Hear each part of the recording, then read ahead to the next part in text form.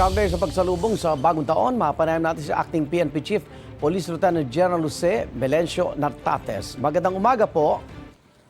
Magandang umaga, Arnold, pati ang ating mga tagapakinig. Magandang umaga at manigong bagong taon. Happy New Year. Happy New Year po. Kamusta po naging pagsalubong natin sa 2026 sa buong bansa?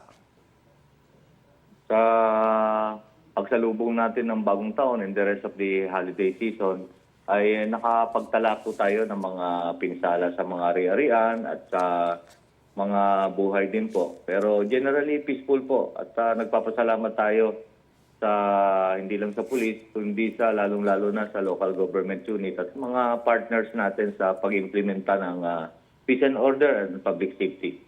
Opo, nakamonitor po ba tayo sa iba't ibang social media accounts? Doon po lantaran yung mga paglabag, yung mga pinanawagan ninyo bago po ang pagsalubong ng bagong taon, mga illegal na paputok, mga open pipe na motorsiklo. Tama po yan.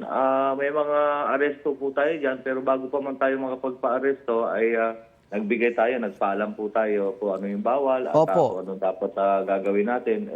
This is in coordination, hindi lang naman po police ang gumawa nito. Katulad ng sinabi ko, yung ating LGU, Opo. local government units, nandiyan na po ang city mayor, at mga gobernador, at lalo na po yung mga national government agencies po tayo. Patuloy po tayong nagpapaalala sa ating mga kababayan. At ang police ay nag-iimbestiga para kung sino man ang nag-violate ay ating iimbestigahan at mapapailan ng kaukulang reklamo. Opo. Kamusta naman po yung mga naging biktima ng ligaw na bala?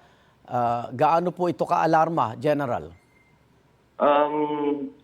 Per record, tinitingnan po natin, nakamonitor po tayo kasi starting December 17 onwards hanggang po ngayon ay nakapagtala po tayo ng mga firecracker and fireworks incident na kung saan nagkaroon po ng injury and even injury ang naitala po natin.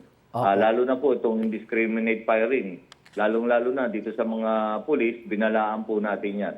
Sa katunayan, sa indiscriminate firing, nakapagtala po tayo ng from December 16 to December 31, iniwalay po natin yung bisperas ng New Year. Opo. Yung bisperas lang po ng Pasko, December 16 to December 31, nakapagtala po tayo ng 11 cases of indiscriminate firing na kung saan ay na inimbestigahan po natin yan. At during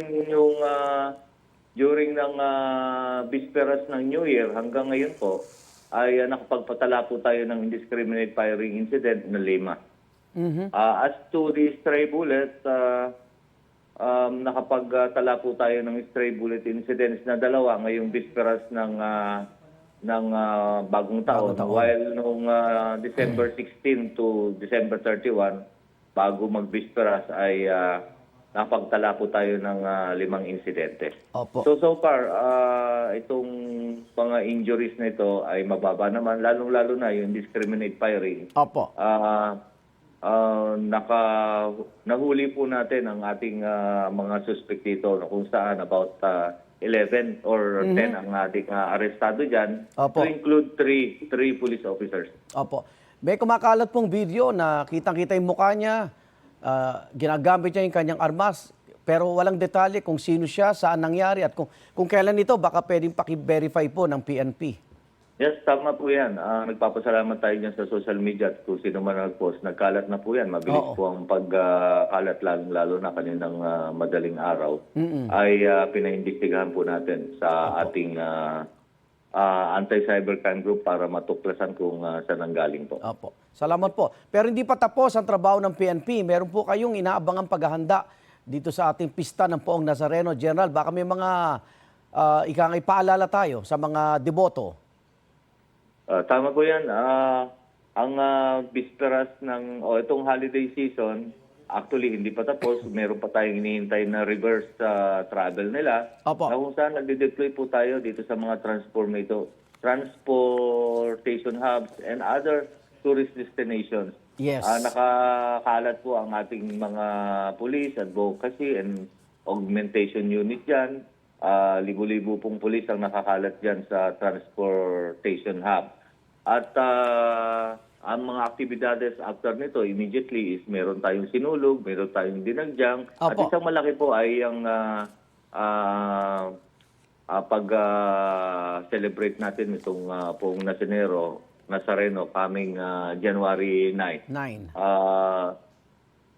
2 months ago ay nagko-coordinate na po tayo sa LGU ng City Hall ng Maynila. Napaka-galing po nila dyan. At lalong-lalo na po yung ating Quiapo Church. Nandiyan po Opo. si Father Jonathan.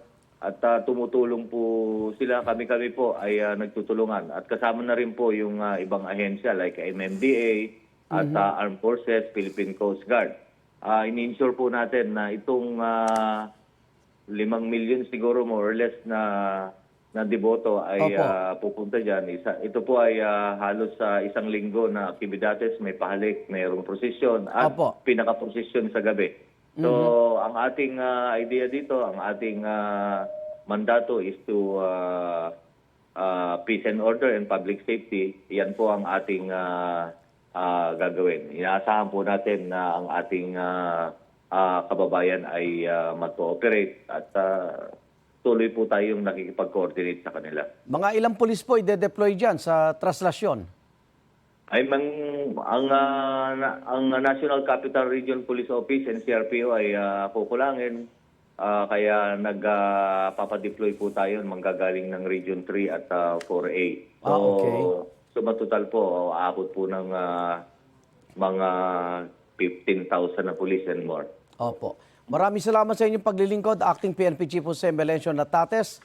Happy New Year po, ingat. Happy New Year po sa ating mga kababayan, lalo na sa inyo, Kaigan. Salamat po. Igan, mauna ka sa mga balita, mag-subscribe na sa GMA Integrated News sa YouTube para sa iba't ibang ulat sa ating bansa.